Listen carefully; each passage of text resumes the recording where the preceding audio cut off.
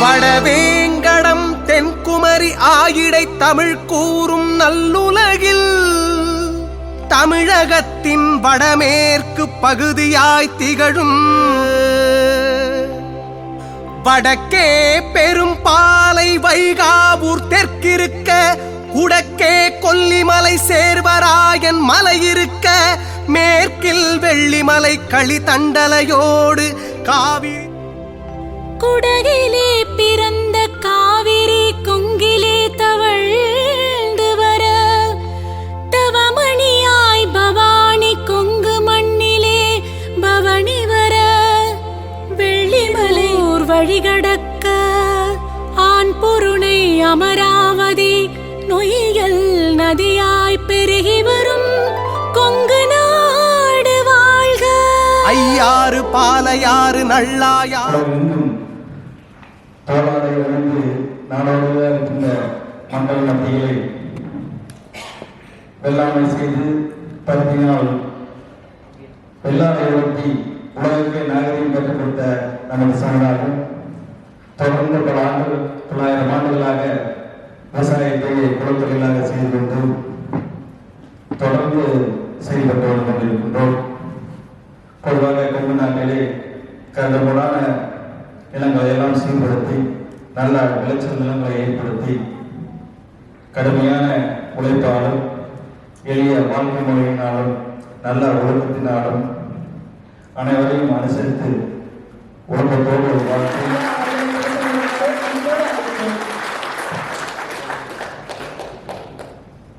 போராட்டத்தை சேர்ந்த பங்காளிகள் உள்பட இங்கு இருக்கக்கூடிய கொங்கு குறுநில மன்னர்களுக்கும் மகாராணிகளுக்கும்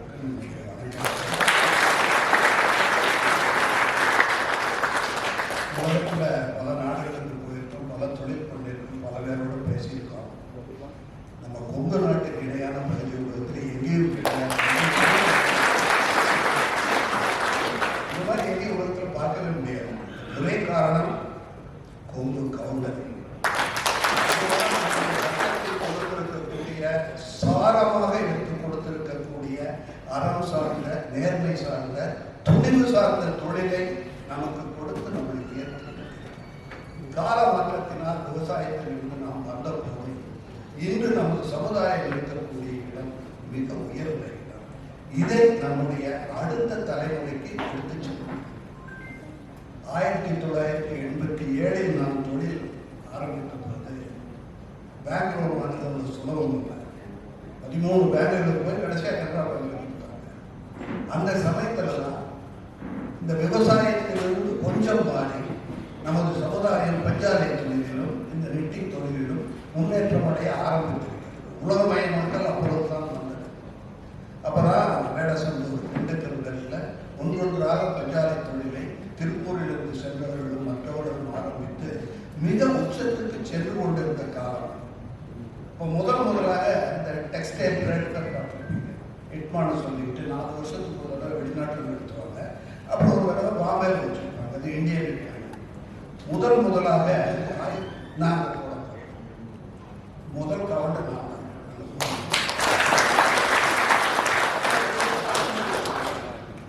அந்த பார்ட்னர்ஷிப் கம்பெனி பின்னாடி ஒரு சுவிஸ் நிறுவனத்தோட கொலாபரேஷன் போகும்போது இந்தியாவிலேயே ஒரு பார்ட்னர்ஷிப் கம்பெனியை தேடி வந்து கொலாபரேஷனுக்கு ஒரு பெரிய நிறுவனம் வந்தது. அதான் முதல்.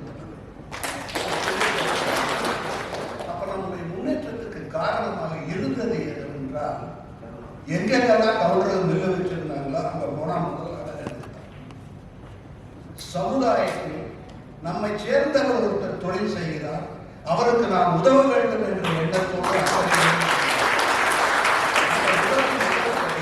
பின்னாளில் வரக்கூடிய மற்ற தரம் விலை அதெல்லாம் இரண்டாவது படி. ஆனால் முதலில் உதவி செய்யும் போது யாருமே என்ன விலை என்று கேட்கவில்லை. கொண்டு வந்து கொடுங்கள், நன்றாக இருந்தால் ஆதரவு தருகிறோம் என்றார்கள். இந்தியா முழுவதும் அது சென்றது. ஆனால் அடிப்படையாக அமர்ந்தது இந்த கொங்கு கவுண்டர் செய்த உதவி. அப்ப ஒரு வருஷம் முடிச்சு நமக்கு கவிதை எழுதுறதுனால எல்லா வாடிக்கையாளருக்கு எழுதி அனுப்பிச்சிருந்தேன். ஊன்றுவதற்கு இடம் தேடி என் கால்கள் அந்தரத்தில் தொங்கிக் கொண்டிருந்த போது ஆடுவதற்கு மேடை அமைத்துக் கொடுத்த வாடிக்கையாளர்களே உங்களுக்கு நன்றி.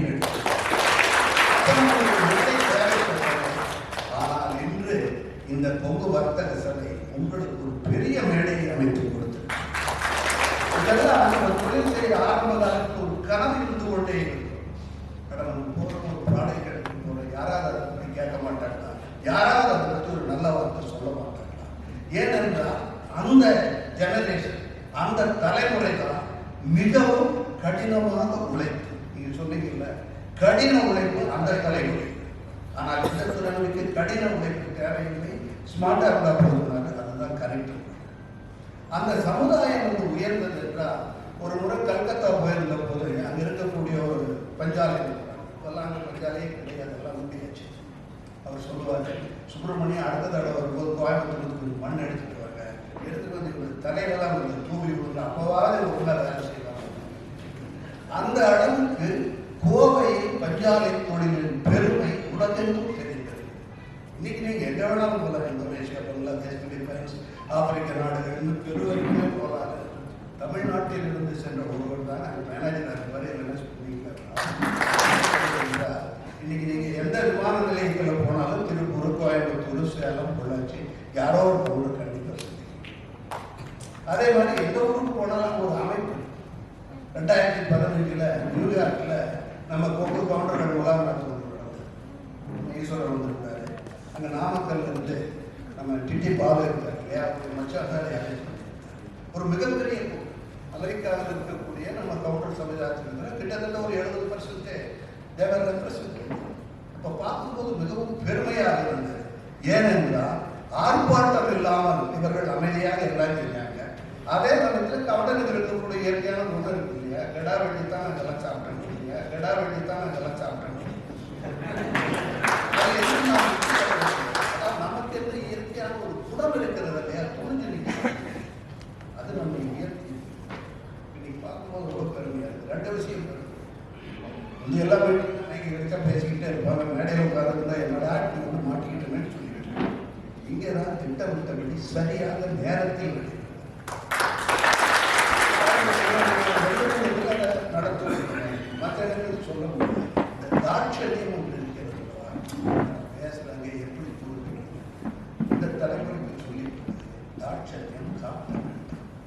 தொழிலிலும் சரி, குடும்பத்திலும் சரி, இந்த மாதிரி மேடைகளிலும் சரி, மனதில் பட்டதை சொல்லி அதுதான்.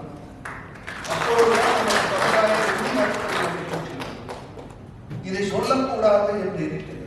அதாவது மேடை நாகரிகம் இருக்கிறது, அதே சமயத்தில் மேடை இப்படித்தான் இருக்க வேண்டும் என்ற கட்டுப்பாட்டை நாம் தான் விதிக்கிறோம்.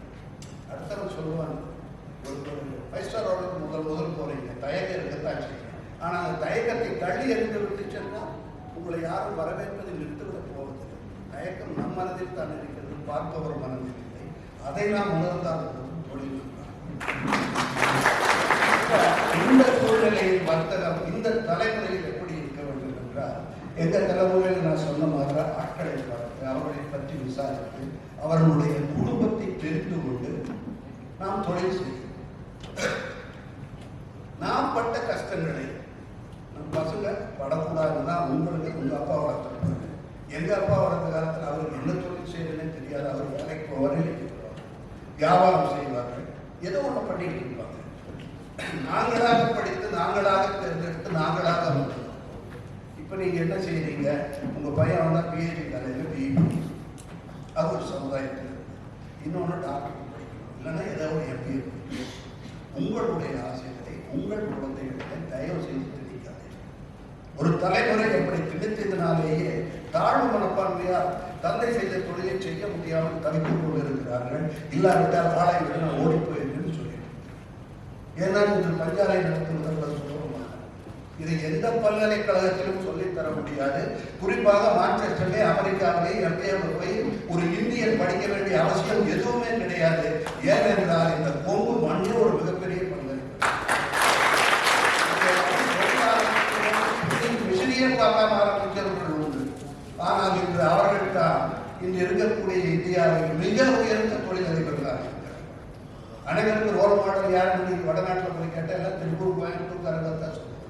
அதற்கு காரணம் என்னவென்றால் நாம் அப்படி வளர்க்கப்பட்டோம், அந்த பண்பாடு இருந்தது. ஆனால் இன்னைக்கு குழந்தைகள் சார் சொன்ன மாதிரி தடம் மாறி போகிறார்களோ என்பதுதான் மாற்றத்தை ஏற்றுக்கொள்ளத்தான் வேண்டும். ஒரு ஜாதி, நம்ம இனம் எல்லாமே கரெக்ட். எங்கே அதை நிறுத்த வேண்டும், எங்கே அதை சொல்லித்தர வேண்டும் என்பது இருக்கிறது. நம்ம யாராவது குழந்தைகளுக்கு ஜாதியை குழந்தைகளுக்கு சொல்றோமா? ஒரு காலகட்டத்தில் ஜாதி எனக்கு பிடிக்காது, நான் எந்த ஜாதி நம்ம சொல்லிட்டு இருக்கோம். ஆனால் அதை வைத்து பயன்பட்டவர்கள் அடுத்த ஜாதி. நாம் எதுக்காக அப்படி சொல்லணும்? கவர்னர் பெருமையா சொல்லிக்கலாம், வேற எந்த ஜாதியா இருந்தாலும் பெருமையா சொல்லிக்கலாம். ஜாதிகளில் தவறு இல்லை, ஜாதி மேற்கேட்டு சொன்னாதான். இரண்டாவது, உங்கள் குழந்தைகளுக்கு நீங்கள் தொழிலை கற்றுக் கொடுக்க ஆசைப்பட்டால், ஜெனரலா சொல்றதுன்னா நான் எடுத்த தொழிலே ஏதோ தொழில் செய்யறது பாவம், அதை வச்சு தான் முடிச்சுட்டு. ஆனா அந்த தொழிலாக நீங்கள் அதை விட பெருசா செய்யணும். அடுத்தவர்களை இம்ப்ரெஸ் பண்றதுக்காகவே நம்ம தொழில் பண்ற ஒரு உண்மையை நீங்கள் தயவு செய்து சொல்லித்தர வேண்டும். நீங்கள் செய்யக்கூடிய தொழில் உயர்ந்த தொழில், அது எந்த தொழிலாக இருந்தாலும் சரி. அது ஏன் நீங்கள் அதை குற்ற உணர்வாக கொண்டு நான் 1 கோடி தான் பண்ணிருக்கேன், என் பையன் வந்து 10 கோடி பண்ணாங்க, ஏன் 1 கோடி தொழில் என்ன உங்களுக்கு இல்லாமல் போயிடுது? தங்கத்தட்டில் சாப்பிட்டாலும் 2 இட்லி தான், எவர் சில்வர் தட்டில் சாப்பிட்டாலும் 2 இட்லி தான், நீங்க இலையில வச்சு சாப்பிட்டாலும் 2 இட்லி தான். இட்லியும் சட்னியும் சாம்பார் தான் முக்கியம், தட்ட முக்கியம் அல்ல.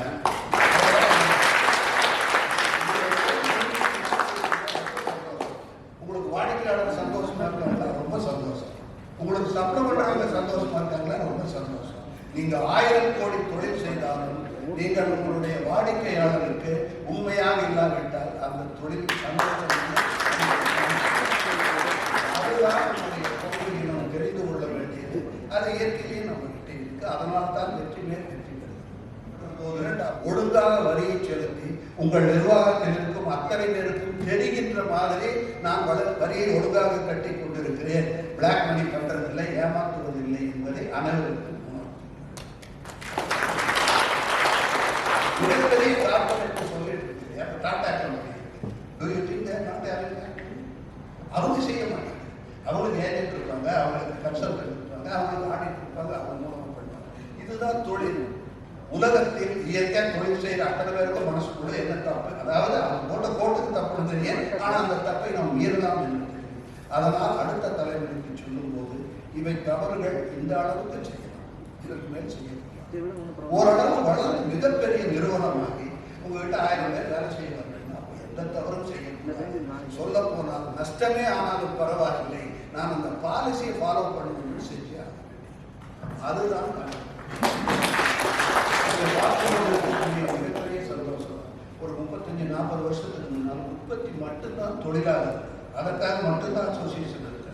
பனியன் உற்பத்தி, பம்ப் உற்பத்தி, மோட்டார் உற்பத்தி, டெக்ஸ்டைல் உதிரிப்பாகங்கள் உற்பத்தியில் தனித்தனி. ஆனால் இந்த அரங்கத்தில் இந்த சிறு குறு தொழில் சம்பந்தப்பட்ட அத்தனையும் ஒரு சேவை அமைப்பையும் நான் பார்க்கிறேன். ஒரு எல்ஐசி இருக்கு, ஒருத்தர் விவசாயம் பண்ணிட்டு இருக்காரு, ஒருத்தர் பெயிண்டிங், பட்டிக்கு, ஃபேஷன், ஏதாவது இத்தனை தொழிலும் சேர்ந்தால்தான் வளர முடியும். ஒரு தொழிலும் இருக்கக்கூடிய அந்த மேம்பட்ட, நான் சொன்னேன் இல்லையா, 1 கோடி டர்ன் ஓவர், 2 கோடி டர்ன், அதில் வாடிக்கையாளருக்கு எவ்வளவு நன்றாக சேவை செய்ய முடியுமோ அதை செய்யுங்கள். நிச்சயம் உங்களுக்கு எப்பொழுதுமே வெற்றி தான். இதில் அந்த திருக்குறள் ஒரு வரி சொல்லுவாங்க, படித்தலும் நீட்டலும் வேண்டாம், படித்ததும் ஒழித்து. அது எதற்கு உதாரணம் சொல்லி எதற்கு எழுதியிருப்பாங்க. நான் அது தொழிலுக்கு உதாரணமாக சொல்றேன். நல்ல தொழில் செய்து கொண்டு தொழில் இருந்தால் அதை நீட்ட வேண்டாம். அளவுக்கு அதிகமாக இன்னைக்கு மார்க்கெட் நல்லா இருக்கு, இவ்வளோ பிரமாதம் பண்ணிட்டு இருக்கு. பேங்க்ல தான் டெய்லி ஃபோன் பண்ணிட்டு இருக்காங்க, எல்லா பேங்க்காரங்களும் இப்போ ஃபோன் பண்ணுறாங்க. அன்னைக்கு நம்ம ஏரியா கிட்ட நம்ம வீட்டு கூப்பிட்டா பண்ணுறோம். அப்போ என்ன செய்யறது? சரி தொழிலை செஞ்சு அவங்களுக்கு அவங்க தான் கடன் கொடுக்குறாங்க, பொருளாதாரத்துக்கு வேண்டியது அப்படின்னு சொல்லிட்டு நீங்கள் பணத்தை வாங்கினாலும் பணம் பண்ணுறோம்.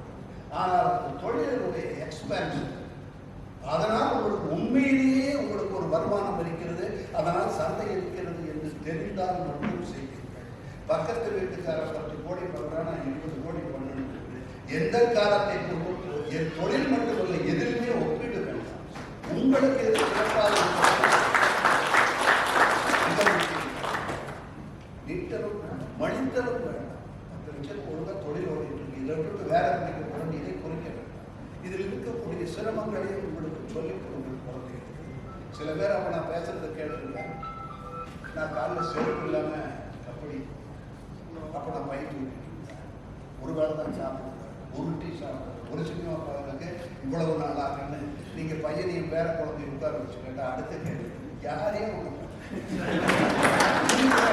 நல்லா சாப்பிடுறீங்களா? இன்னைக்கு முட்டை எல்லாம் வசதி இருக்குல்ல, ஏன் என்ன போறது என்ன 4 ஹோட்டலில் சாப்பிட்டு குழந்தைகளுக்கு எல்லா வசதியும் இருக்குது. எப்பொழுதும் புலம்பல் கடைகளை தயவு செய்து சொன்னாங்க. நீங்கள் மட்டும் அது கஷ்டப்படவில்லை,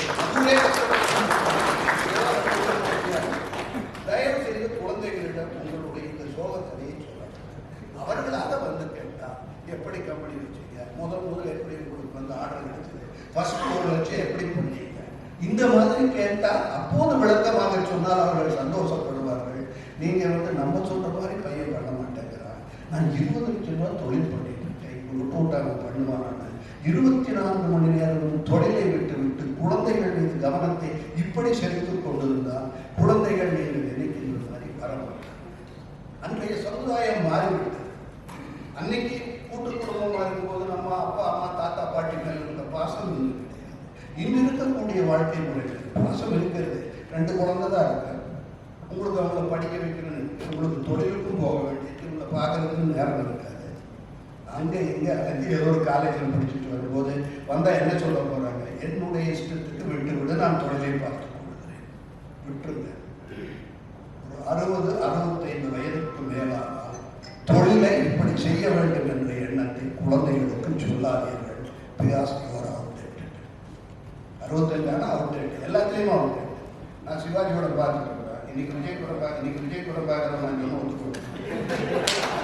பழைய கண்ணதாசன் பாட்டை கேட்டுருக்கேன். இன்னைக்கு போய் கும்மாமுத்து போய் கேட்குற அவங்ககிட்ட கேட்பாங்க, அவன் கேட்க மாட்டான். நீ பார்த்தியா, நீ தரிசிட்டு நீ அவனை பார்த்து சொல்லி சொல்லாது. அவ்வளவுதான். தொழில் அவனுக்கு பிடிக்கவில்லை என்றால் தொந்தரவு செய்யும். பணத்தின் சிக்கனத்தை சொல்லிக் கொடுக்கும். இப்போ நம்ம படிக்கும் போது கோயம்புத்தூர் இருந்தால் பிஹெச்டி காலேஜில் படிக்கிறது பெரிய பிரச்சனை. அங்கதான் இடம் வாங்கணும்ட்டு அதுக்காக கஷ்டப்பட்டு படிச்சு மார்க் வாங்கி எப்படியே அடிச்சு கூட்டு போயிடும். அங்க படிச்சுட்டு இருக்கக்கூடிய வசதியானவர்கள் இருக்கிறார்கள் அல்லவா, அங்க ஒரு மில்லோவில் இருப்பாரு. இந்த சுப்பிரமணியம் சாதாரண ஒரு மில்லு வேலைக்காரன் பையன், அவன் உட்காந்துருக்கு, அவன் பக்கத்துல நான் உட்காந்து எப்படி படிக்கிறேன், அவன் என்ன நினைப்பானா, நான் மெட்ராஸில் தான் போய் படிக்கணும். ஸோ எல்லா மில்லு முதலாளிகள் பார்த்தீங்கன்னா பசங்களை மெட்ராஸில் அனுப்பிச்சு, அவன் நம்மளவும் படிக்க போறதில்லை, அது வேற விஷயம். ஆனால் அது ஒரு பெருமை. அதே பெருமை இப்பொழுது என்ன ஆகிவிட்டது என்றால், நான் வந்து இண்டஸ்ட்ரி நடத்திட்டு இருக்கேன், 50-100 கோடி ரூபா பிஸ்னஸ் பண்ணுறேன். மை சன்ஸ் கூட்டு யூஎஸ்ஏ, மை சன்ஸ் கூட்டு மான்செஸ்டர், அங்கே போய் தான் படிச்சுட்டு. இல்லை பிரச்சனை என்ன, இந்தியாவில் பிஸ்னஸ் பண்ணுறது அந்த மான்செஸ்டர் படிப்பா அமெரிக்கா அப்படின்னு சுத்தமாக உபயோகம். எக்ஸ்போர்ட் பண்ணணும்னு சொன்னால் அந்த ஊர் வியாபாரத்தை தெரிஞ்சுட்டா போதும், அந்த ஊர் படிப்பு அவசியம் இல்லை. ஏன்னா அங்கேயும் வந்து படிப்பு சொல்லி கொடுத்ததுலாம் இங்கிருந்து போன ப்ரொஃபஸர் இந்தியாவிலிருந்து போனவங்க, எந்த ஹாஸ்பிட்டலுக்கு போகணும் இந்தியாவில் இருக்கிற டாக்டர் தான். அவன் இவங்களை மேலே வர விடாம அவங்ககிட்ட கற்றுக்கிட்டு என்ன செய்வோம் செஞ்சுட்டு இருப்பான். All software companies are run by Indians. அமெரிக்காவில் போய் அவ்வளோ செலவு பண்ணி கற்றுக்கிட்டு வந்து இங்கே வந்து பையன் அப்பா கிட்ட சொல்லுவோம், என்ன ஆஃபீஸ் சார் இருக்கு, சேஞ்ச் தான் ஆஃபீஸ், அப்பாயின்மெண்ட் வாங்கி நாளாக வச்சுக்கணும். நமக்கு தெரியும் யார் வந்தால் முன்னுரிமை கொடுக்கணும், யாராவது வந்தால் வெளியே வந்து நம்ம கூப்பிட்டு போவோம் வாங்க. இவன் செக்ரட்டரி கடைசியில் 100 கோடி டர்னோவர் 50 கோடி. அப்போ பையன் திட்டுவான், பையன் சொல்லுவான், பிசினஸை ஒருத்தவங்க விட்டு விடுங்கள். ஒரு 65-70 வயசாக நீங்கள் 1000 கோடியை பண்ணால் கூட்டு ஒப்படைத்து விட்டு நிம்மதியாக வந்து விடுங்கள். ஏனென்றால் நீங்கள் நிம்மதியாக இருப்பீர்கள், அவனும் நிம்மதியாக. இது இடையில போய் அட்வைஸ் பண்ணுறவங்க நோ படி. இந்த காலத்தில் அட்வைஸ் கேட்டால் இவன் பூமர்னு சொல்லி அட்வைஸ் பண்ற ஐநோ எவ்ரிதிங். இன்னைக்கு இதை எடுத்து வச்சா எல்லாத்தையும் அவனுக்கு நல்லதும் தெரியும், கேட்டது அவன் பேர் கொடுக்கறா. கண்டுக்காதீங்க, ஏன்னா நீங்களும் தெரியாத அவன் 4 ஃப்ரெண்ட்ஸோட போகும், தவறுகளை செய்யட்டும், தவறுகளுக்கு திரும்பி வரட்டும். அவன் தவறு செய்ய கெட்டு போகிறான் என்றால் உங்களால் பார்க்கவே முடியாது, அதுக்காக பார்க்கணும். அப்ப தவறு செய்யாமல் இருக்க வேண்டும் என்றால் என்ன சொல்லித்தர வேண்டும்? கடவுள் இருக்குது நம்மளால் தான் நல்ல வழிகாட்டுறது, வாய்க்கால் வெட்டுற மாதிரி அந்த கடைசி பார்ட்டிக்கும் செல்ல வேண்டும் என்றால் அந்த கடவுள் நம்பிக்கை என்ற அந்த தெய்வீக பற்று ஒரு வரப்பாக இருக்க வேண்டும்.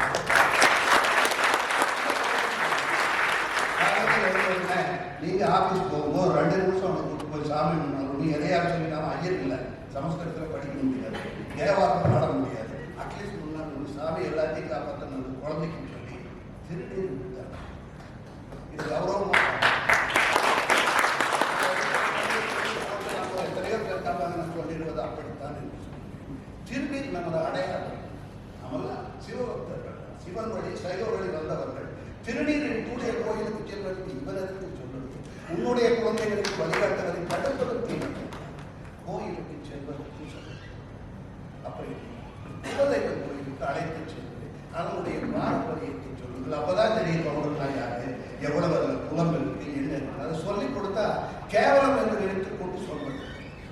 நான் என் பேட்டைகளுக்கு சொல்லுவேன், நீ இந்த கூட்டம் ஓதாட கூட்டம் கலைகாலையம் தான் நாம இப்படித்தான் இருக்கணும். நீ கிளாஸ்ல பட நாம புதுசாக வந்த ஸ்டாண்டர்டு இந்த தங்க நகை, இந்த வயிறு நகை, அது இது என்ன, நீங்க ஆர்மிக்காரங்க போனா என்ன, பென்ஸ்காரங்க போனா கடைக்காரங்க கொடுக்குற உங்களுக்கு வயசு தான் போகணும். இதுல என்ன கௌரவம்? கல்யாண வீட்டில் இவ்வளவு அப்படியே நகையாக தான் போடணும்.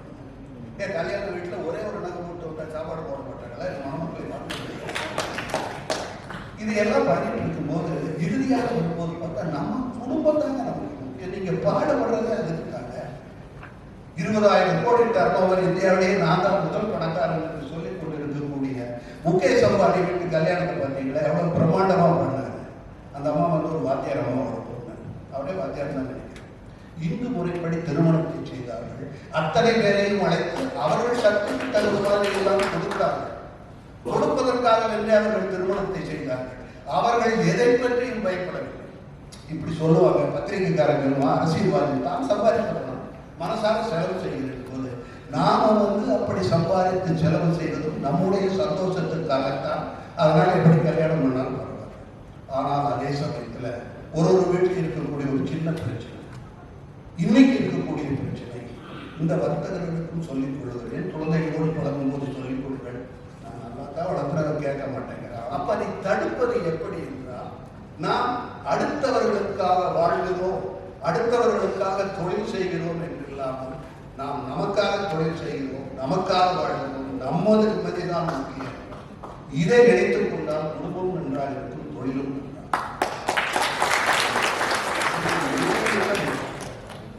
இரண்டாவதாக ஒரு அடையாளம். எங்கே வெளிநாட்டு தொழில் செஞ்சாலும் சரி, லோக்கல் தொழில் செஞ்சாலும் சரி, உங்களுடைய பெருமை உங்களுடைய குடும்பத்தினால் தான். ஒரு சினிமா நடிகனாக இருந்தால் கூட அவனுக்கு வெளியில கிடைக்கிற விஷயம் அது குடும்பத்தினால் தான் கிடைக்கிறது. சினிமாவை நடிக்கிறதுனால அந்த நேரத்துக்கு வேணாலும் இருக்கலாம். இப்போ விஜய் வெளியே வந்தா கேட்கான், அவன் பொட்டாட்டி காண பையனை காண என்னடா கட்சி நடக்குது. பெரிய நடிகன் தான், அவனுக்கு பெரிய கூட்டம் இருக்கு, அவன் நாளைக்கு அரசியல்வாதி பெருசாக வந்தாலும் வரலாம். ஆனால் கேட்கும்போது குடும்பத்தை பற்றி கேட்கிறார்கள் என்றால் ஒரு தொழில் குடும்பம் முக்கியம். அந்த குடும்பத்தில் உள்ள நிம்மதி, அந்த பணத்துக்கு அப்பத்தான ஒரு மரியாதை இருக்கு. எவ்வளவுதான் பணம் சேர்த்து வச்சாலும் குடும்பத்தில் அந்த பணத்தினால் யாருக்கு என்ன எதுவுமே ஆகக்கூடாது. அதனால் உங்கள் குடும்பத்தை நினைத்து செய்யுங்கள். ரெண்டாவதாக தொழில் செஞ்சுட்டு இருக்க நஷ்டமாயிட்டு என்னவோ பண்ணி பார்த்தா சரியாகல, மூடி இவ்வளவு மோட்டிவேஷன் ஸ்பீச் எல்லாம் கொடுக்குறாங்களே, இப்படி செய்யுங்கள். அந்த மோட்டிவேஷன் ஸ்பீச் எல்லாம் உதவியே உதவாது. ஏன்னா உங்கள் தொழில் உலகத்தான் செய்யும்.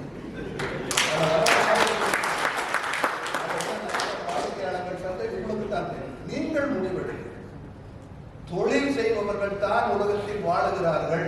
நீங்கள் பிறந்ததே பணம் சம்பாதிங்கள், நீங்கள் பிறந்ததே பணம் சம்பாதிக்கிறதான் என்று எங்கும் எழுதி வைக்கும். 100 பேரை வச்சு தொழில் செய்யறோம். நம்ம டிரைவர் நம்மளுக்கு வேற வேலை செய்யறது. நான் வெற்றி அடைஞ்சிருந்தால் என் டிரைவரும் வெற்றி அடைஞ்சிருக்கான்னு அர்த்தம். எங்க கம்பெனியில அவனுக்கும் ஒரு மிகப்பெரிய வெற்றி இருக்கும். அப்ப அவன் வந்து நான் என்ன முதலாளியாக நினைச்ச முடியுமா? ஒருத்தர் தான் நிறைய பேர் முடிய வர முடியும். எல்லாருமே பிரதம மந்திரி ஆண்டு பாடப்பட்ட நாடு எனக்கு. We have the luxury to where we are standing. அந்த ஸ்டாண்டிங்ல கரெக்டா இருந்தா நமக்கு ஹீரோவா நடிக்கிறவங்க ஹீரோவா தான் நடிச்சிருக்கோம். இந்த காமெடி ரோல் பண்றாங்கல்ல, 1000 படத்தில் நடிப்போம், இவனோட பார்க்கணும். ஆனா நம்ம ஸ்டேட்டஸ் என்ன நினைக்கிற ஹீரோ தான் பெருசு போகணும் கிடையாது. அந்த தொழிலில் அந்த இடத்தில் யார் சந்தோஷப்படுத்துகிறாரோ அதே மாதிரி செய்யக்கூடிய தொழில் அந்த நமக்கே இருக்கக்கூடிய அந்த நேர்மை அறத்தை நாம வந்து அப்படி இந்த சாதனை மண்ணின இந்த கொங்கு மண்ணா சாதனை கூச்சமே இல்லாமல் நீங்க எங்க போனாலும் எந்த தொழிலை எடுத்துக் கொள்ளுங்கள். இந்தியாவில் போயிட்டு நீங்கள் போட்டு விட்டு இந்த தொழிலாளிகள் இருக்காரு. இப்படி எடுத்தீங்கன்னா 175 பேர் இங்கிருந்து தான் வர்றாங்க. இங்கே இருக்கிற தொழில்கள் தான் சிறப்பாக இருக்கின்றன. ஏனென்றால் ஒரு வங்கி மேனேஜரை கேட்டால் கூட சொல்லுவார், சார் நான் கோயம்புத்தூர் திருப்பூரில் தான் பணம் கொடுத்தா வரேன் சார், வேற பக்கத்தில் தான் செலவு. ஏனென்றால் மனதளவில் அடுத்தவங்கள்ட்ட கடவுளை கேட்டு வரணும் பயன்படுத்தக்கூடிய அந்த ரத்தம் அது நம் மண்ணிலிருந்து இந்த பக்கம் வந்து பெர்சன்டேஜில் ஏறிட்டோம். இந்த இது நமக்கு தெரியும், ஆனால் பையனுக்கு தெரியாது. பையனுக்கு இதனுடைய வளர்ப்பு ரெண்டாவது. இப்போ இன்னைக்கு இருக்கிற தொழிலதிபர்களை பற்றி நமக்கு ரொம்ப நல்லா தெரியும். யாரும் எடுத்து சொல்லிவிடா திருப்பூர் கோயம்புத்தூர் ஒரு 40-50 வருஷத்துக்கு முந்தைய இருந்த சிறப்பான தொழில்கள் இங்கே எத்தனை பேருக்கு தெரியும்? உதாரணம் யூடியூப்ல பார்த்துட்டு இருக்கேன், அவன் மைக் வச்சு கேட்டுட்டு இருக்கா, 4 பேர் 4 சொல்லுக்குருதி என்ன அர்த்தம்னு கேட்குறாங்க. ஒரு குழந்தைக்கு கூட தெரியல. கடைசியில் யாரும் சொல்றாங்க 4 அடியாரு 2 தான் தெரியும். ஆக நான் படித்த போது நமக்கு தெரியும் 4 என்றால் இப்போ 40 வருஷம் கழிச்சவனுக்கு தெரியலைங்கிறதுக்காக வருத்தப்பட முடியும். அவன் படிக்கிற கல்வி அவனுக்கு அது தேவையில்லை. அவங்ககிட்ட நீங்கள் ரொம்ப கேட்டால் சொல்லுவோம், எங்கள் ஸ்கூலில் இதை கேட்கவே இல்லை. நீங்கள் 4 அடியார் திருக்குறள் தெரிஞ்சால் தான் வாழ்க்கையில் முன்னேறணும்னா குஜராத்தில் படிச்ச 4 அடியாரை படிச்சு எதுக்கு என்று கேட்பார். அந்தந்த நேரத்திற்கு எது தேவையோ அதைத்தான் கற்றுக்கணும். ஆங்கிலம் தான் படிக்கிறேன்னா படிச்சுட்டு இல்லை, தமிழ் தான் என் வாழ்க்கை, தமிழ் தான் என் உயிர், தமிழ் வாழ்க்கை தமிழ் வளர்த்துருக்கான், இல்லை தமிழர் வளர்த்துருக்கான். இதெல்லாம் பம்மா பிராக்டிக்கலாக எழுதுங்க. உங்களில் எத்தனை பேர் தமிழ் வேணும்னு சொல்லிட்டு குழந்தைக்கு இங்கிலீஷ் சொல்லி கொடுத்துருக்கீங்க? எத்தனை பேருக்கு இந்தி வேண்டாம் போடான்னு சொல்லிட்டு நீங்க இந்தி படிக்க சொல்றீங்க? இருக்குல்ல, நான் படிக்கும்போது இந்தி படித்தேன். நான் காலேஜ் போகும்போது தான் இந்தி எஜுகேஷன். ஒரு மொழியை படித்துக் கொள்வதால் எந்த அரசியல் மாறி அரசியல்